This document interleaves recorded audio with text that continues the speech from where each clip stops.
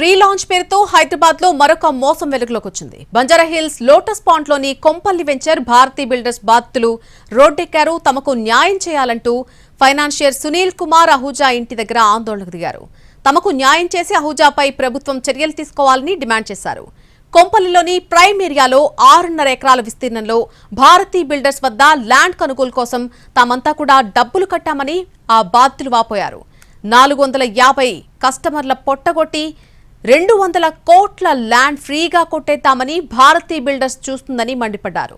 ఇప్పటివరకు తమకు land registration చేయకపోగా డబ్బులు తిరిగి ఇవ్వలేదని మండిపడుతున్నారు. డబ్బులు తిరిగి ఇవ్వమంటే 4 ఏళ్లుగా మమ్మల్ని తిప్పుతూనే ఉన్నారని ఆరోపిస్తున్నారు. ఒక్కొక్కరు 40 లక్షలకు పైగా ల్యాండ్ కోసం డబ్బులు వసూలు చేసింది. ఒక్కొక్కరి దగ్గర నుంచి భారతీ బిల్డర్స్ 80 కోట్ల వరకు కూడా అమౌంట్ కట్టామని కొంపల్లి భారతీ బిల్డర్స్ బాధితులు చెబుతున్నారు.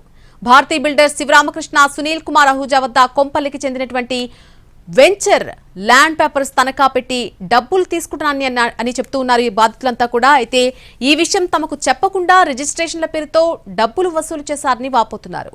ఈ విషయమై గతంలో పేట్ బషీరాబాద్ పోలీస్ స్టేషన్లో ఫిర్యాదు చేసినట్టుగా తెలిపారు. CCS లో కూడా ఫిర్యాదు చేశామంటున్నారు బాధితులు.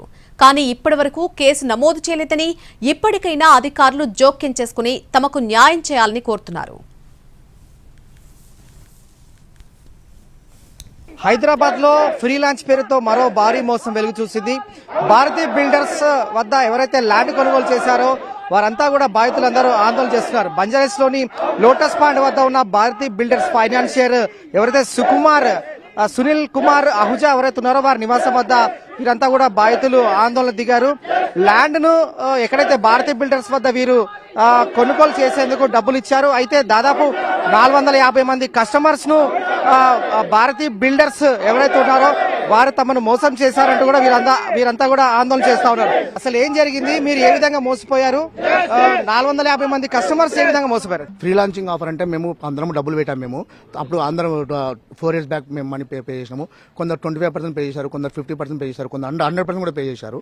తీసుకున్నాక శివరామకృష్ణ వాళ్ళందరూ ఒక 3 టీం అంతా కలిపి తీసుకున్నారు పైసలు. తీసుకున్న తర్వాత అది మాకు తెలియదు. అది అతను మళ్ళీ ఆ ల్యాండ్ అహూజాకి ఇచ్చేసి, ఈ బ్రోకర్ అహూజాకి ఇచ్చేసి సంథింగ్ గ్యాంబ్లింగ్ చేసేసినారు. వాళ్ళు వాళ్ళ పేరు నుంచి జీపీఐ చేశాడంట. మాకు తెలియదు అది. ఆ జీపీఐ చేసిన విషయం కూడా మాకు తెలియదు. ఆ తర్వాత సడన్ గా మేము కట్టట్లేదు ఎందుకు కన్స్ట్రక్ట్ స్టార్ట్ చేయట్లేదు అని చెప్పేసి మేము ఎన్నిసార్లు అప్రోచ్ అయినా కానీ ఈ వీక్లో అవుతుంది, లేకపోతే ఈ మంత్ అవుతుంది, ఈ పండుగ అయిపోయినాక అయిపోతుంది, దసరా అయిపోయినాక అయిపోతుంది, దీపావళి అయిపోతుంది అని చెప్పేసి 4 years నుంచి డ్రాగ్ చేశాడు.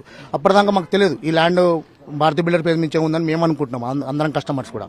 తర్వాత ఏమైనా తెలిసింది ఏంటంటే సడన్ గా మేము ఒకసారి పోతవరకు అహూజా బోర్డు ఉంది ఇక్కడ, this land belongs to Ahuja, financial by Ahuja something XYZ అని రాసిపెట్టినారు వాళ్ళు.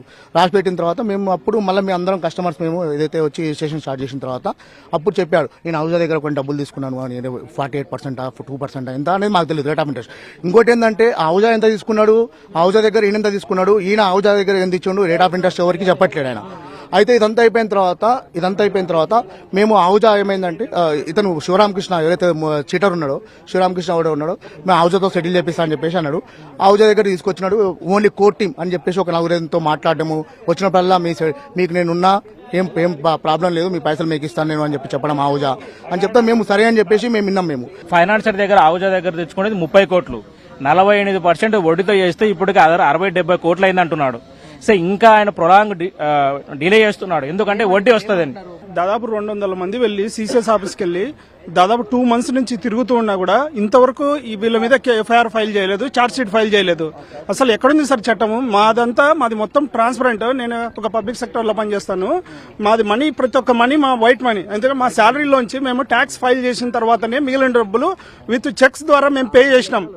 ఎంత అంటే దారుణం ఏంటంటే సార్, ఇంత జరుగుతానే లాస్ట్ 1.5 year నుంచి మేము పోలీసుల చుట్టూ వీళ్ళ చుట్టూ తిరుగుతున్నా ఇంతవరకు CCS లో కేసు ఛార్జ్ షీట్ ఫైల్ కాలేదంటే ఎంత దారుణం అంటే, వ్యవస్థ ఇంత దారుణంగా ఉందా అని చెప్పేసి ఏదో సినిమాలో చూపిస్తుంటే మేము అనుకునే వాళ్ళము, అరే ఏంద్రా బాబు మరి ఇంత దారుణంగా ఉంటుందని. కానీ పర్సనల్ సార్, మేము వేరు రిమోట్ లొకేషన్ నుంచి జాబ్ చేయడానికి హైదరాబాద్ వస్తాము.